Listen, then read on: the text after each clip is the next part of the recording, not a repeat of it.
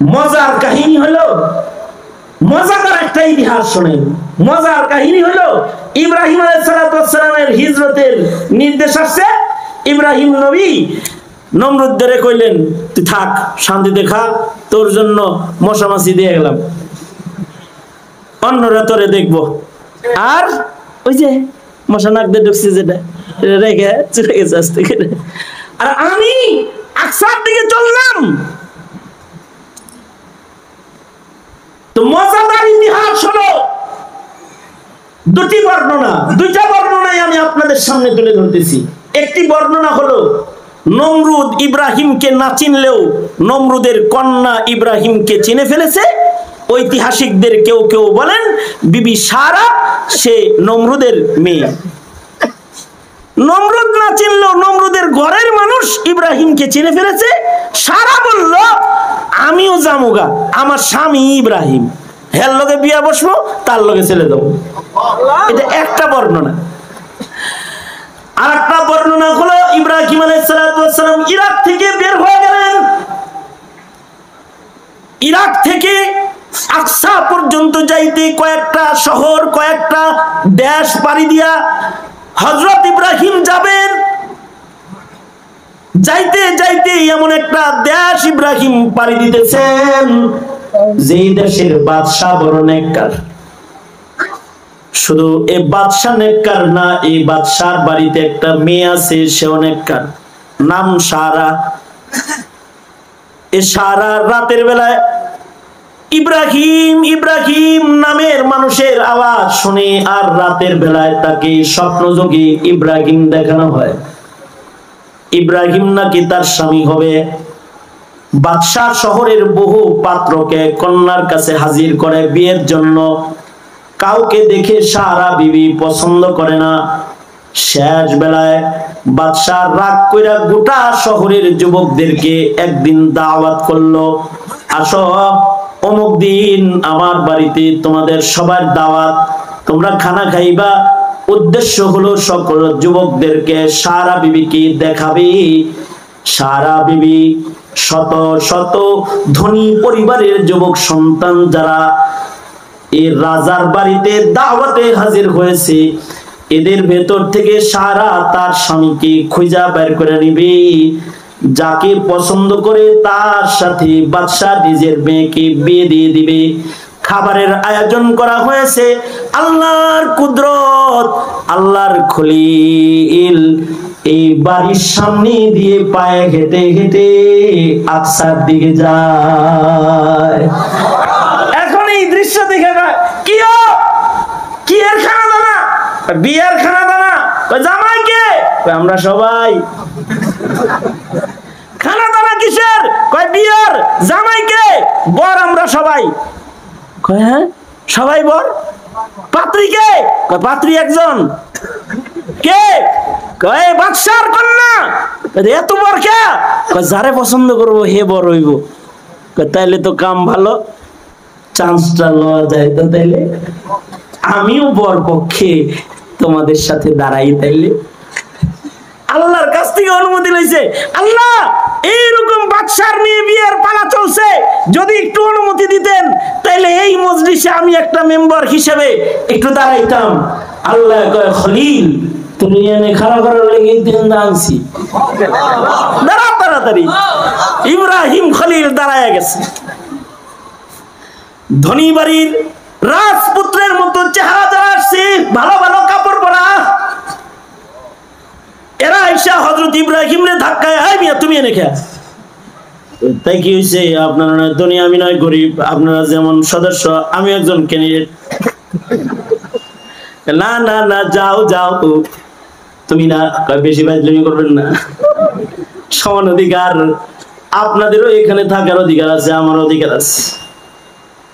এর ভেতরে আবার একজন কালা মার্কা ধনীর গুলা যেটা আছে এটা কয়, হয় তোর আমার যে চেহারা, নাক বোসা, ঠোঁট বেহার দেখছো, সেটার চেহারাটা কি?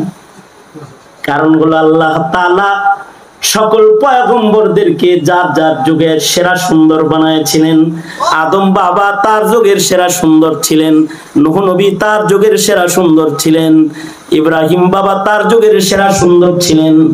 মুসা আলাইহিস সালাম তার যুগের সেরা সুন্দর ছিলেন, ঈসা নবী তার যুগের সেরা সুন্দর ছিলেন।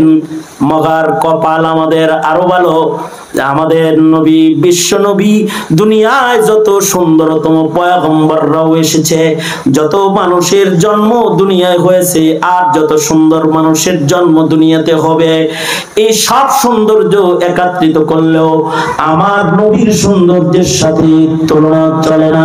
কারণ আমার নবীকে আল্লাহ এত সুন্দর বানাইছে, আমার নবীর সৌন্দর্যের মতো কোন সুন্দর মানুষ এই পৃথিবীর মাটির পরে তো জন্মায় নাই, জন্মাবে না। আমার নবীর মতো সুন্দর কিছু আল্লাহর জান্নাতে পাওয়া যাবে না। মা উলিদাত হাওয়া মিন সুলবি আদম, মা উলিদাত হাওয়া মিন সুলবি আদম ওয়ালা বিজিনানিল খুলদি মিসলুকা আখার।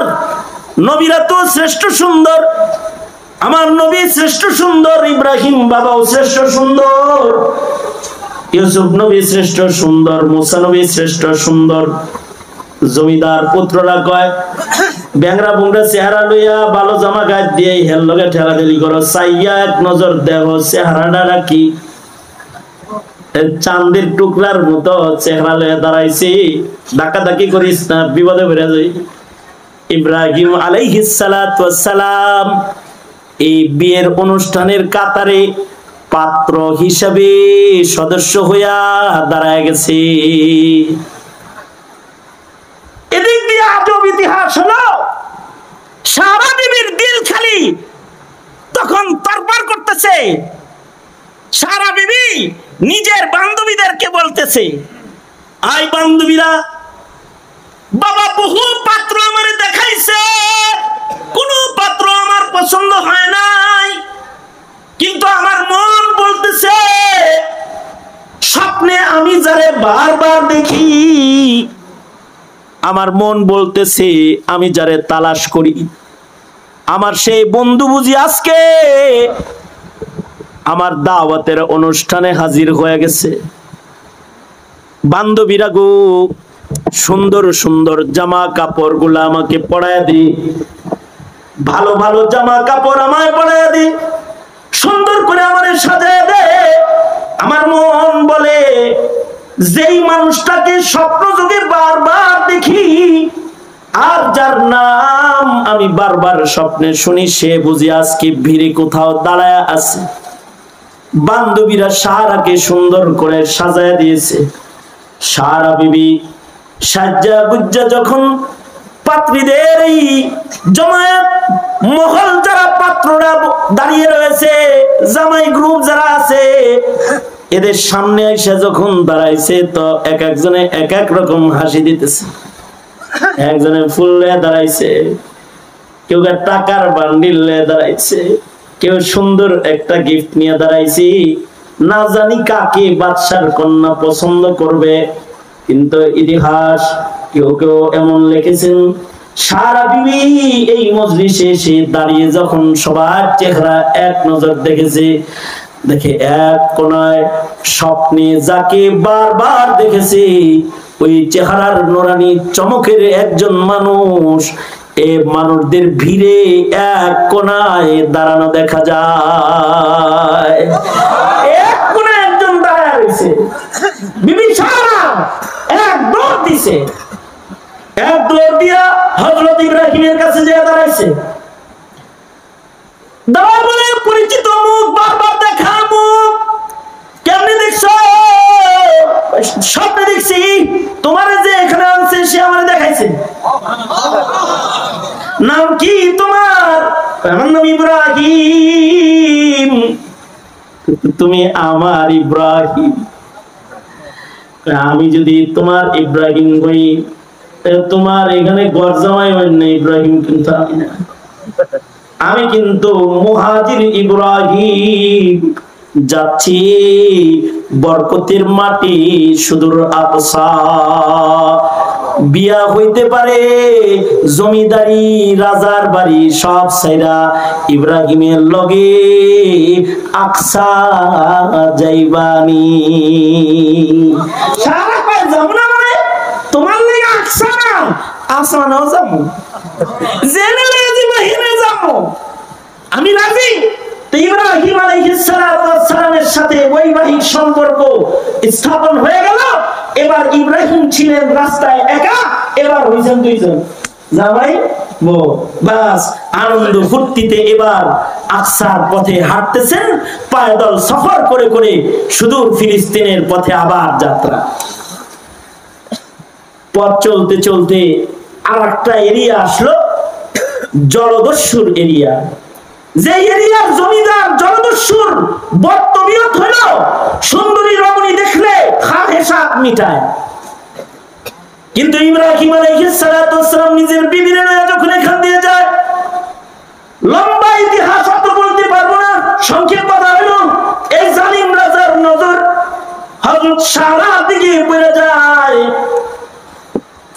আল্লাহ তাআলা ইব্রাহিম আলাইহিস সালামের মুজিজা প্রকাশ করে আর সারার কারামত প্রকাশ পায়।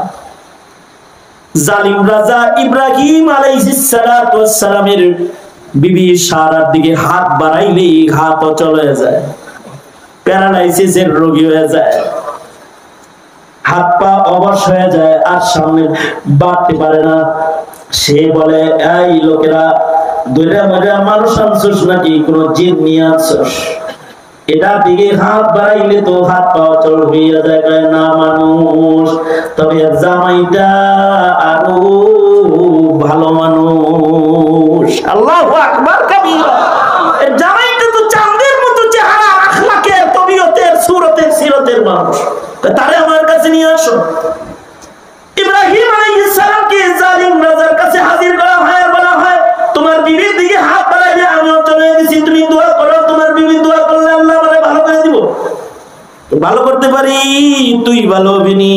কয় আমি ভালো হয়ে যাব। হযরত ইব্রাহিম দোয়া করেছেন, সারা বিবি দোয়া করেছেন, অচল অবস্থা, অসুস্থতা কেটে জালিমটা সুস্থ হয়ে গেছে, দিলটা তার খুশ হয়ে গেছে। এবার জালিম রাজা ইব্রাহিমের হাত ধরে বলে, ইব্রাহিম, আমি যেহেতু তোমার পরে খুশি হয়েছি, আমার একটা মেয়ে আছে হাজের, যার নাম বুখারীতে আছে হাজের। বাংলা ইতিহাসের কিতাব বলে বিবি হাজেরা। আমার একটা কন্যা আছে হাজেরা, যার নাম, এই কন্যাটা তোমাকে তোহফা হিসেবে আমি দিতে চাই। ইব্রাহিম বলে, আমার রবের শরীয়তে নারী তোহফা বলতে কিছু নাই। আমার রবের শরীয়তে বউ আছে, বিবি আছে। যদি চাও তাহলে এটা আমার প্রথম বিবি, মেয়ে যদি দাও তাহলে এটা হবে আমার দ্বিতীয় বিবি। আল্লাহু আকবার, জোরে জোরে বলেন আল্লাহু আকবার। এতক্ষণ ছিল একলা, এখন বউ হইছে দুইটা। দুই বিবি লইয়া ইব্রাহিম আলাইহিস সালাম আকসায়। আল্লাহর কি কুদরত! আল্লাহ তাআলা সারা বিবিকে সন্তান না দিয়া হযরত হাজেরারে আগে দিয়ে দিছে, হাজেরকে আগে সন্তান দিয়ে দিছে। হাজেরার ঘরে ইসমাইল জন্ম হয়েছে। সতীনে সতীনে একটু বেজাল, যত ভালো গড়ি থাক কিছু উতলাই উঠে। হযরত হাজেরার সন্তান হয়েছে। ইব্রাহিম নবীর মায়া ওই দিকে, হাজেরার অপছন্দ। আল্লাহ পরীক্ষা করতে চায়, সন্তান পছন্দ করো না আমারে, আমার মহব্বত বেশি না সন্তানের মহব্বত বেশি? তা আল্লাহর নির্দেশ জারি হলো, যাও সন্তানকে মক্কায় দিয়ে আসো। এই এখান থেকে হিজরত করে নিজের বিবি হাজেরা আর নিজের কলিজার টুকরা সন্তান ইসমাইলকে বনবাস দিয়ে চোখের আড়াল করে মক্কায় রেখে আসলেন। আল্লাহর ইচ্ছা হলো মহাপ্লাবনে যে বাইতুল্লাহ হারায় গেছে, যেটা মানুষের ইবাদতের জন্য নির্মিত হয়েছিল, এই বাইতুল্লাহকে পুনর্নির্মাণ করা হবে। হযরত ইসমাইলকে রেখে আসলেন। কত কাহিনী ঘটলো, জমজম চালু হইল, সাফা মারওয়ার দাম বাড়লো, মিনা মুজদালিফায় কুরবানির ইতিহাস ঘটলো, মিনা মুজদালিফার বালির মূল্য বেড়ে গেল, আরাফা মিনা মুজদালিফার বাজার চমকাইল, জমজমের পানি বরকত রহমত দেখে মানুষজন মক্কায় ভিড় করলো। ইসমাইল জবাইয়ের ঘটনা ঘটলো, ছুরি মানুষ কাটে না, ইতিহাস হলো। মানুষের জায়গায় তুম্বা কুরবানি হলো। এবার আল্লাহর নির্দেশে আল্লাহর পয়গম্বর নিজের সন্তান সাথে নিয়ে একটা ঘর পুনরায় নির্মাণ করলো, যে ঘরটা বাবা আদমের নির্মাণ করেছে। ঠিক যে জায়গায় বাবা আদম ঘর বানাইছে, ইব্রাহিম বাবা আল্লাহর নির্দেশে ইসমাইলকে সাথে লইয়া ওই জায়গায় একটা ঘর বানাইলো। ঘর বানায় দোয়া করে, আল্লাহ ও আল্লাহ, আমাদের বাপ বেটার নির্মাণটাকে আপনি কবুল মঞ্জুর করে নেন। আল্লাহ বংশের ভেতরে রসুল দান করেন, নবী দান করেন, বিশ্ব নবীর আগমন বংশে কবুল করাইলো। ও আল্লাহ এই জমিনকে বারাকাত দিয়ে পরিপূর্ণ করেন। সবকিছু কইরা মক্কা নগর যেন মুহাম্মদুর রাসূলুল্লাহ সাল্লাল্লাহু আলাইহি ওয়াসাল্লামের আগমনের এক বাজারে পরিণত হলো। যে এবার এই মক্কার বাজারে মুহাম্মদুর রাসূলুল্লাহ সাল্লাল্লাহু আলাইহি ওয়াসাল্লাম আসার উপযুক্ত হয়েছে। সারা বিবির খালি দিলে দুঃখ, হায় রে কি লেগে হাজারার লাগে হিংসাটা করলাম। মক্কায় যায় এরা ইতিহাসের পাতায় নাম লিখে ফেললো, আর আমি এই ফিলিস্তিনে বসে বসে আমি ইতিহাসের পাতার থেকে মুছে গেলাম। স্বামীকে বললেন, স্বামী আপনি আল্লাহর খলিল, আপনি দোয়া করলে দোয়া কবুল হয়, আমার জন্য একটা সন্তান কবুল করেন যায় না? ইসহাক আলাইহিস সালামের জন্ম হইল। ইসহাক জন্মাইলে হযরত সারা বলে, ইসমাইলকে যদি কাবা বানায় দেওয়া যায়, ইমামতি করে, আমার সন্তান ইসহাককে কি আল্লাহর কাছ থেকে অনুমতি নিয়ে একটা মসজিদ বানায় দেওয়া যায় না? আল্লাহ খলিল ইব্রাহিম দোয়া করলেন। খুব সহজে শর্টকাটে আমি আকসা পর্যন্ত আপনাদেরকে নিয়ে পৌঁছে গেছি যে আল্লাহ ওখানে তো বাইতুল্লাহ বানিয়েছি, মসজিদুল হারাম যদি অনুমতি দেন মসজিদুল আকসা বানাইতে চাই। আল্লাহ তাআলা অনুমতি প্রদান করলে বাবা ইব্রাহিম দ্বিতীয় আরেকটা মসজিদ নির্মাণ করলেন, যার নাম মসজিদুল আকসা। এই মসজিদুল আকসার আশপাশ বনি ইসরাইলের হাজারো পয়গম্বর দিয়ে আল্লাহ সাজাইলেন, বরকতওয়ালা করলেন। এই কারণে হাবিবুল্লাহকে মক্কায় পাঠাইলো, মেরাজের রাত্রিতে আকসায় নিলেন। সকল নবীদেরকে আকসার মসজিদে জমা কইরা ইব্রাহিম বাবার নির্মাণের দ্বিতীয় মসজিদে বাবা ইব্রাহিমের বানানো মসজিদে হাবিবুল্লাহকে ইমাম বানাইলেন। ইমামুল মুরসালিন বানায়া সরওয়ারে দু আলম নবীকে দিয়া মেরাজের রাত্রিতে আল্লাহ তাআলা এই মসজিদে নামাজ পড়াইলেন 2 রাকাত। হাদিসে আছে আল্লাহর রাসূল যখন মসজিদুল আকসায় ঢুকছে, ঢুকে দেখি বাবা আদম থেকে শুরু করে ঈসা পর্যন্ত যত পয়গম্বর দুনিয়াতে আসছে সব পয়গম্বররা মসজিদে আল্লাহর রাসূলের অপেক্ষায় ইন্তজার করতেছে। আল্লাহু আকবার কাবীরা।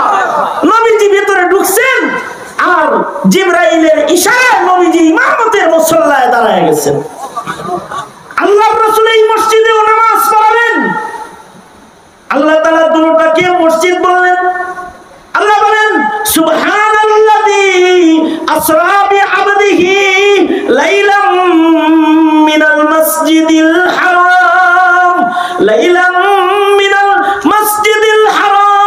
ইলাল মাসজিদিল আকসা। এই আকসা মসজিদের নির্মাতাও